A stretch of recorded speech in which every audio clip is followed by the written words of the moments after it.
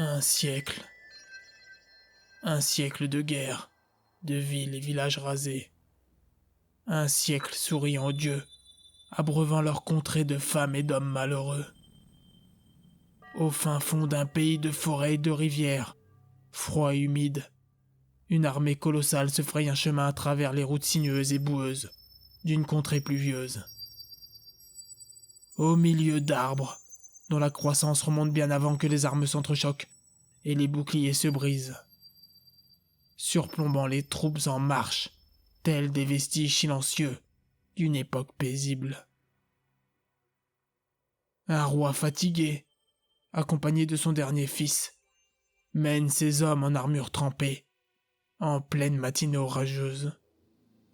Le tonnerre frappe, les éclairs illuminent, les arbres tanguent sous l'assaut du vent, les bourrasques projettent frénétiquement la pluie sous le faciès ridé d'un seigneur las, marqué par un règne mouvementé, cherchant à paraître impassible, et ce malgré sa tourmente. Le vieux souverain voit son temps arriver à son terme, le périple éprouvant qui le conduit dans cette contrée hostile le conforta dans sa certitude. Pourtant, il pensait avoir tout enduré. Âpre fut la reprise du pouvoir succédant à son père, après que celui-ci eut projeté d'agrandir son royaume sur ce territoire rocheux, abrupt, recouvert à majorité d'une forêt ancestrale qu'une pluie longue, glaciale, éreintante, venait recouvrir la moitié de l'année. Mais les dieux ont créé les hommes rudes, préférant une vie courte et glorieuse. Leur fierté et leur ténacité plongea le royaume dans une guerre que le souverain légua à son fils.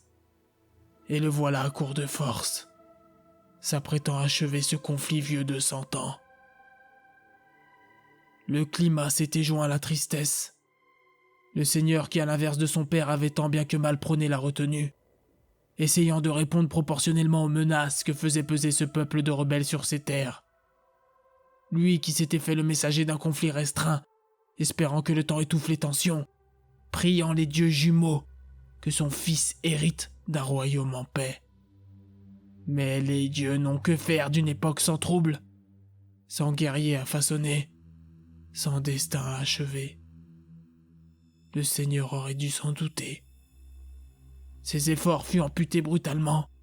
Son prince, celui en qui il avait transmis tous ses espoirs, venait de lui être arraché. L'embuscade fut sans pitié, ne laissant aucune chance au futur roi. La vengeance guide les actes, et les troupes, en ce jour humide, au cœur des alignements de troncs massifs et de branches torturées par l'âge. L'orage ponctue les pensées sombres d'un homme qui eût cru en une paix impossible.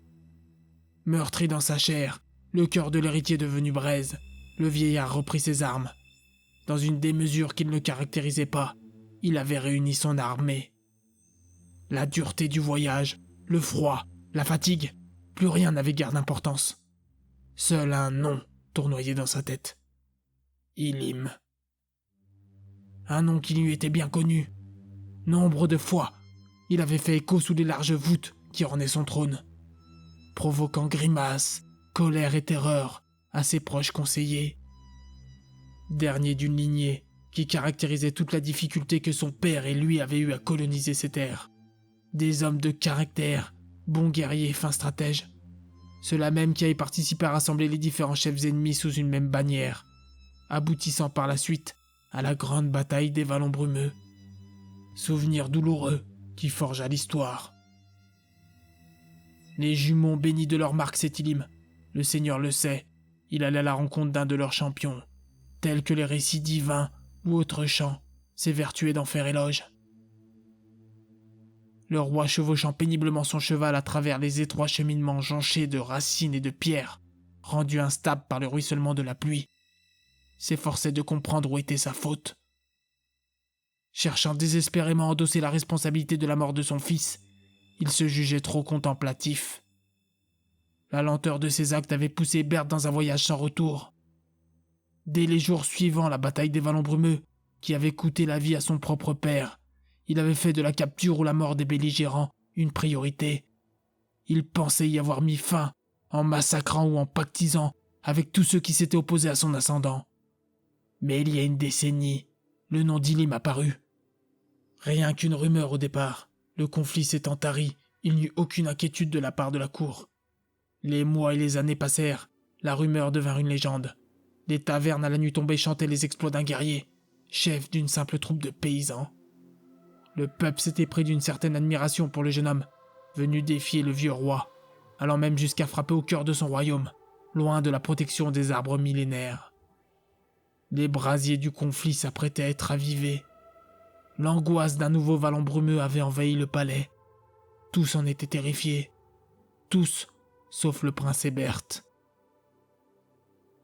Le jeune seigneur voyait en cet Ilim un rival, dont les récits narrant ses victoires lui avaient prêté des talents martiaux hors du commun.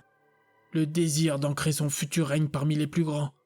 L'irrésistible fougue et défiance puérile envers son parent.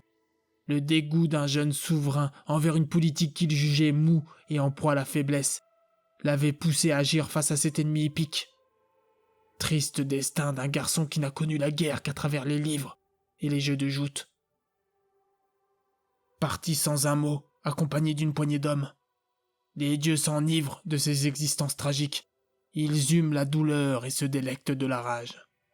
Le prince et ses compagnons s'éloignèrent à l'aube, parcourant les routes jusqu'à ce qu'elles ne deviennent que de simples chemins, les amenant à s'enfoncer toujours plus profond dans les bois. Au fil des jours, qui devinrent des semaines, l'inquiétude du roi grandissait. Une après-midi quelconque, une charrette piteuse, conduite par un homme habitué au travail de la terre, dont les mains, les traits et les habits révélaient la pénibilité de son labeur quotidien. Pas un mot le paysan nu lorsque la reine dévala les escaliers pavés d'un palais endeuillé. Le corps lavé, soigneusement enveloppé dans un drap blanc, Hébert gisait sur la chariote boueuse. Maudit soit la gloire qui nous arrache nos fils. Maudits sont les sages qui ont perpétué l'image de Dieu bienveillant. Maudits sont les hommes d'être nés pour tuer.